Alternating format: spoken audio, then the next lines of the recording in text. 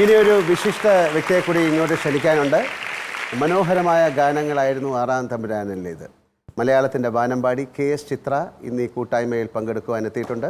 നമുക്ക് അനുഗ്രഹീത ഗായികയെ ക്ഷണിക്കാം. ചിത്ര.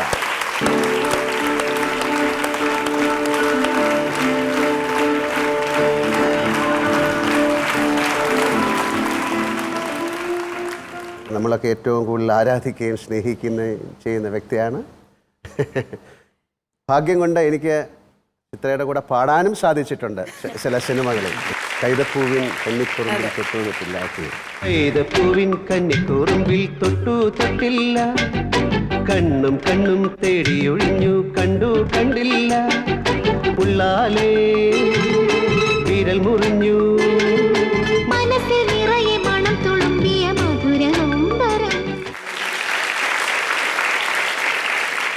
ഞങ്ങൾ ആറാം തമ്പുരാൻ എന്ന സിനിമയെക്കുറിച്ച് ഉള്ളൊരു ചർച്ചയിലാണ്.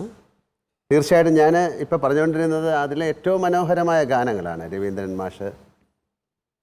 മാഷിനെ പറ്റി ഞങ്ങളിപ്പോൾ പറഞ്ഞപ്പോൾ ഞാനും സുരേഷും ഏതാണ്ട് 38 വർഷം മുമ്പ് മദ്രാസിൽ പോയിട്ട് ആദ്യം ബുക്ക് ചെയ്തത് രവീന്ദ്രൻ മാഷിനെയാണ്, ഒരു തമിഴ് സിനിമയ്ക്ക് വേണ്ടി. ഞങ്ങൾ പാട്ടുകൾ റെക്കോർഡ് ചെയ്തു, പാട്ടുകൾ പാടി, അതിമനോഹരമായ പാട്ടുകളായിരുന്നു. ആ സിനിമ നടന്നില്ല. രവിയേട്ടൻ പിന്നെ അത് ആ ചില സിനിമ പാട്ടുകൾ മലയാളത്തിലെടുത്തു. നമ്മുടെ ഒരു സിനിമയിലെടുത്ത ശ്രീകുട്ടൻ അത് ആദ്യമായിട്ട് പാടിയ പാട്ട് നമ്മൾ മറ്റേ അത് അതിൻ്റെ ട്രാക്ക് എടുത്ത് കൂലി എന്ന് പറഞ്ഞ പടത്തിൽ ശ്രീകുട്ടൻ ആദ്യം പാടിയ ആ പാട്ട് അതെ. വെള്ളിക്കൊലുസോട് വിളയാടും കടല് ഒരു താളം പോട് നാനു രാഗം പാട് താവിയോതും ചിന്ന മനം പോലവേ നീ എങ്ക പോവായോ മേഘമേ. ഇതായിരുന്നു ആ പാട്ട്.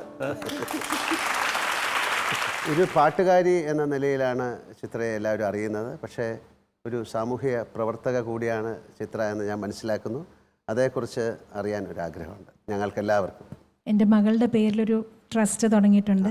സ്നേഹനന്ദന ചാരിറ്റബിൾ ട്രസ്റ്റ് എന്നാണ് എൻ്റെ പേര്. അത് മെയിനായിട്ടും ഞാൻ സംഗീതത്തിൽ കൂടെ ജീവിക്കുന്ന ഒരാളായതുകൊണ്ട് കഷ്ടപ്പെടുന്ന ഒരുപാട് മ്യൂസീഷ്യൻസിനെ ഞാൻ കണ്ടിട്ടുണ്ട്. അപ്പോൾ സിക്കായിട്ടുള്ള മ്യൂസീഷ്യൻസിന് ഒരു പെൻഷൻ കൊടുക്കണം അതാണ് ആ പദ്ധതിയുടെ ഉദ്ദേശം. 60 വയസ്സിന് മേലെയുള്ള തീരെ നിവൃത്തിയില്ലാതെ അല്ലെങ്കിൽ വളരെ സിക്കായിട്ടുള്ളവർക്ക് മാസം 4000 രൂപ വെച്ച് പെൻഷൻ കൊടുക്കുന്നുണ്ട് അവരുടെ മരണം വരെ.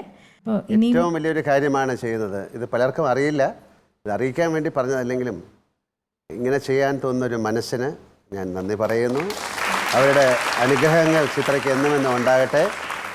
ആറാം തമ്പുരാനിലെ അതിമനോഹരമായ പാട്ടുകൾ പാടിയ ഒരു വ്യക്തി എന്ന നിലയിൽ ആറാം തമ്പുരാനിലെ ഒരു പാട്ട് അങ്ങേക്ക് പാടാൻ കഴിയുമെങ്കിൽ ഞങ്ങൾക്ക് വളരെ തീർച്ചയായിട്ടും സന്തോഷമേ ഉള്ളൂ.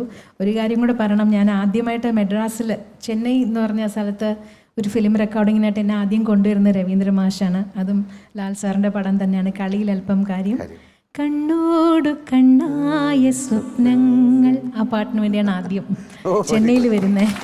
അപ്പോൾ അത്തരത്തിലും ഞാൻ ഭാഗ്യവാനാണ്. ഞാനാണ് ഭാഗ്യവതി എന്ന് പറയണം. നമുക്ക് പാട്ട് പറഞ്ഞ മാതിരി ഞാനും അദ്ദേഹത്തിൻ്റെ വലിയൊരു ആരാധികയാണ്. എത്രയോ സിനിമകൾ കണ്ടിട്ടുണ്ടെന്നല്ല, ഞങ്ങളുടെയൊക്കെ ജീവിതത്തിൻ്റെ ഒരു ഭാഗമാണെന്ന് തന്നെ പറയണം. ദിവസവും അല്ലേ, ഏതെങ്കിലുമൊക്കെ ചാനലിൽ ദിവസവും കണ്ടുകൊണ്ടിരിക്കുന്ന ഒരാളാണ്. അപ്പോൾ ഈ ഒരു അവസരത്തിൽ ദീർഘായുസ്സും ആരോഗ്യവും എല്ലാ സമ്പൽ സമൃദ്ധിയും മനസ്സമാധാനവും എല്ലാം ഭഗവാൻ തരട്ടെ എന്ന് ഞാൻ ആശംസിക്കുന്നു. ലാൽ സലാം എന്ന് പറഞ്ഞ ഈ ഒരു പ്രോഗ്രാമിൽ എന്നെയും വിളിച്ചത് തീർച്ചയായിട്ടും ഞാനൊരു എന്താ പറയേണ്ട ഒരു സന്തോഷമോ ഒരു പ്രൗഡായിട്ട് ഞാൻ വിചാരിക്കുന്നു.